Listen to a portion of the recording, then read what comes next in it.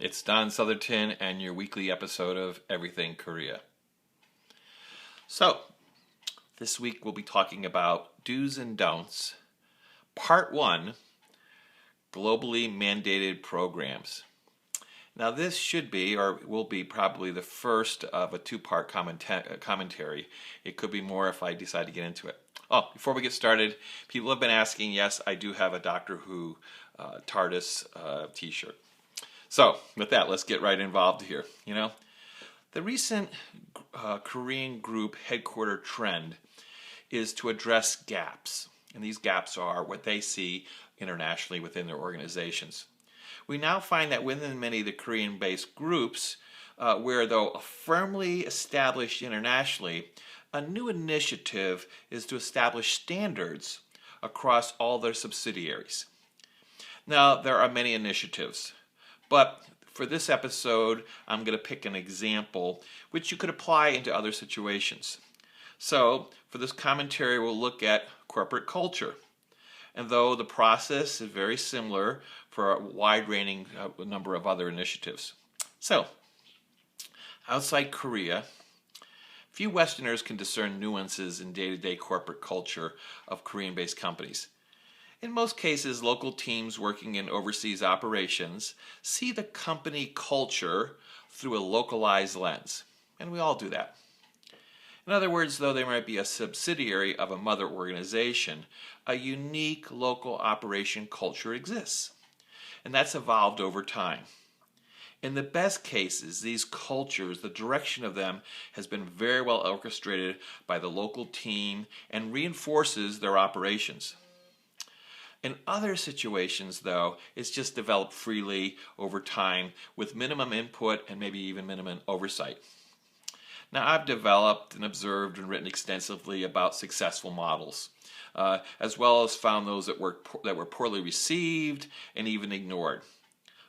Knowing the impasses that commonly surface in advance will allow, the issues to be mitigated. In other words, I have some advice for Korean teams tasked with, developing programs, as well as the local overseas teams in their local markets to help with implementation. So let's just talk about the process.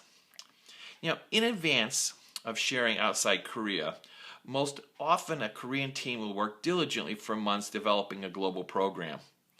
And this usually takes the form of a dedicated TF or task force.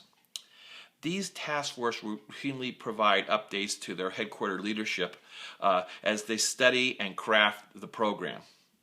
Now, prior to sharing outside, the TF will then many times present their findings and recommendations to the senior leadership in Korea and get approval. Now, in some cases, the TF then presents the content in a pre-launch global forum. With, for example, if it was corporate culture, it would be with global HR teams. And then they would look for an endorsement and constructive feedback. Now, this could apply in other areas too, so whether it was in service or in some sort of product rollout or, any different type of thing, maybe online, some sort of online, platform. They would share it and then look for this input, Now, the Western input is often disappointing and even critical. Commonly, the comments are that the content, which this TF has put together maybe over a year or 2 years, is a good start. Or has the TF looked at another company in the industry's ABC program as a benchmark? Or even though, and most common I'm finding, the local subsidiary has a solid proven program already in place. And this is many times a veiled message to the TF that the new content that they've worked diligently on is lacking or needs a lot of work. Now, all this has been said without the local overseas teams to realize that this new program has already been approved by leadership and expectations are really just get it executed. So, by the way, there are two concerns that I'll always see voiced. The first is budget, as in where is the money going to come to do this rollout? And second, time restraints. And by that I mean, the local team's workload is already stretched to limit. So how are they going to do this? So if you're not going to add budget and money to do it, and if you're not going to help with head count, it's going to be very challenging. So these are the two things like that. Less often expressed, the local global operations feel ever increasing pressure of global mandates. And many of these are not aligned with local needs. And so they feel that many things are being forced upon them. So there are solutions. Recognizing that there are challenges is one thing, but providing a solid solution is a number.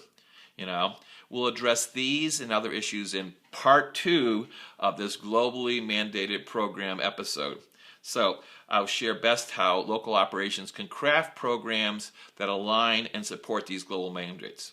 So until next time, this is Don Southerton wishing you all the best.